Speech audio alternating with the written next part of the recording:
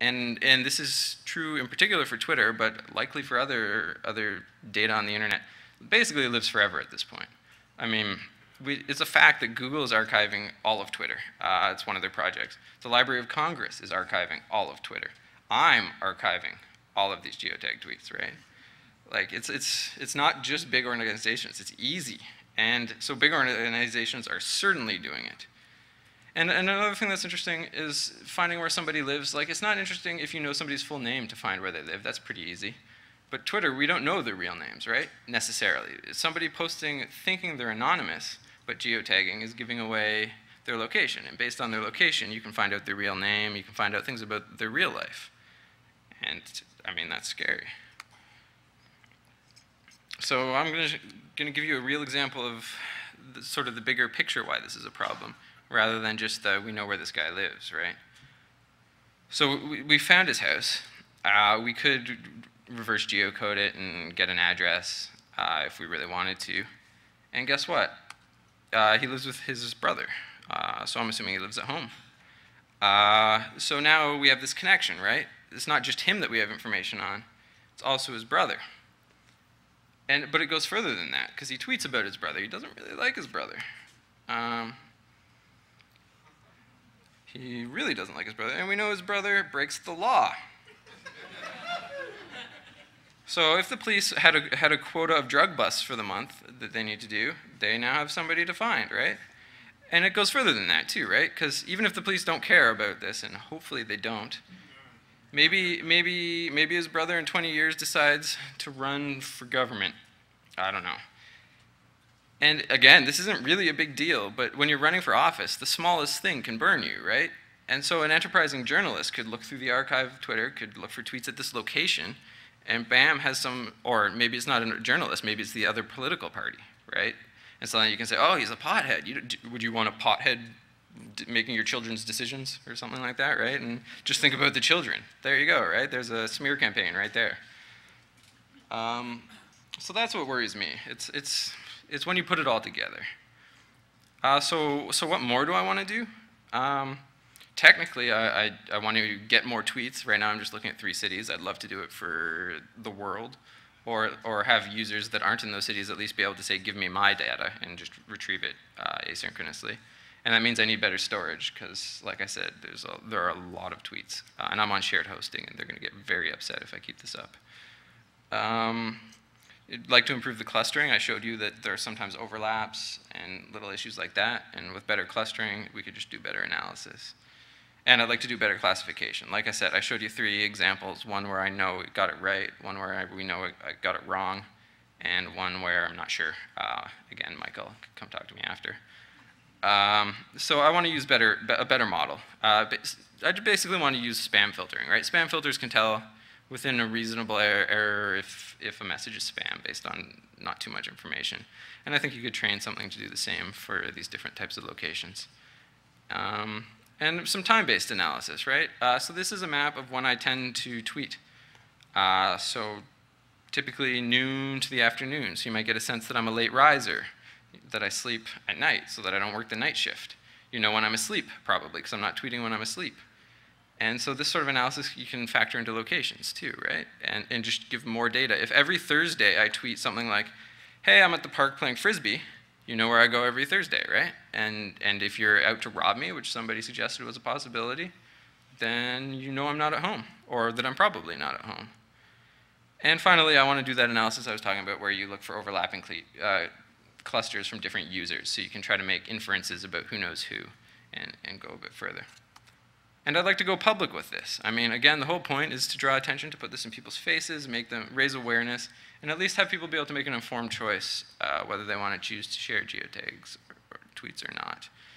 And so I'm kind of trying to decide what I want to do with it right now, and I'd love to get your thoughts on this afterwards, whether just at the microphone or after the session over a beer, just what the best way to present it is. Originally, I was just going to throw all the data out there and let you look up every user and be like, whoa, this is scary. But then I got to thinking, I mean, this is all public data. None of it is like this is all stuff people chose to share. I've been retrieving it from Twitter, following the terms of service. There's nothing unethical about the collection of data, but I'm worried that there's maybe something unethical about sharing all the conclusions with everybody. despite the fact that they could generate the same report themselves. So I'm kind of torn between what I want to do with that. So like I said, I was going to creep you out with what's possible to do with geotags. And if you'd like to see it live, again, it's running, and I can just come up and talk to me after. We'll go somewhere else where I don't have to worry about my computer so much. And we'll look at it.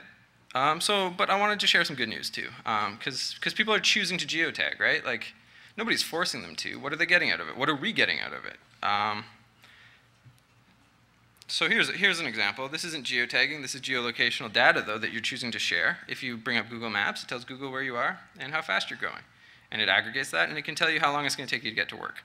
That's awesome, right? I mean, that's like Wikipedia. They're channeling people's idle time into something awesome and for the public benefit. And that's great, right? Like, who doesn't want to get to work on time? And another example came up recently in Toronto. There was a G20 summit in Toronto. And I don't know how much press it got outside of Toronto, but inside Toronto, it was a huge deal. We spent a ton of money, over $1 billion on security. Biggest arrests, mass arrests in Canadian history, as far as I know, 1,000 people arrested. New surveillance cameras installed, riots, cop cars on fire, tear gas, all that jazz that comes along with the G20 summit. And what was interesting was trying to follow it and learn what was going on.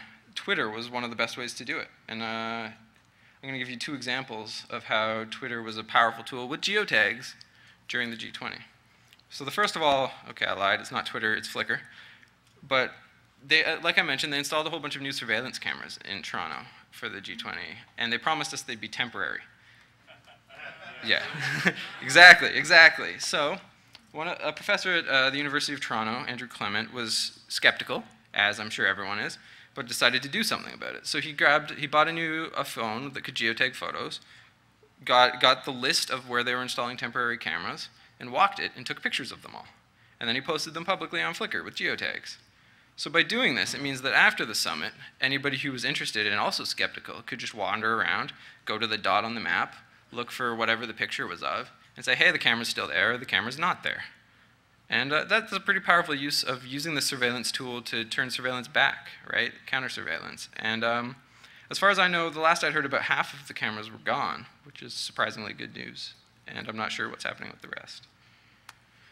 So another example of where geotagging was really helpful during the G20 summit was there were 2 perspectives of the events. And watching them was quite interesting. There was the mainstream media, which really loved this picture.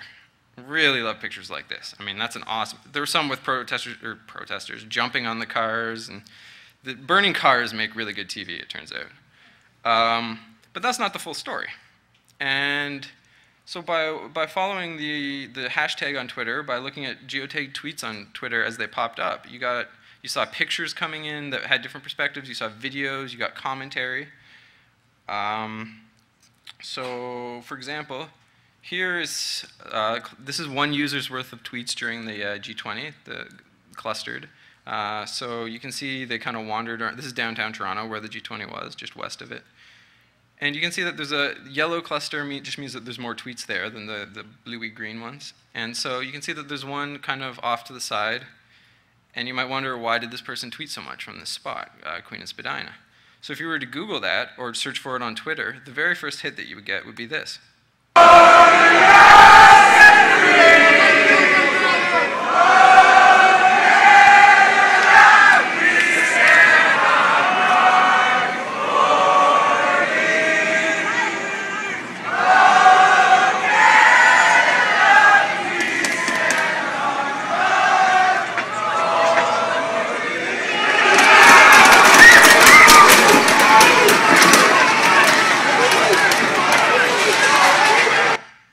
So that's a different story than the big picture is painting, right?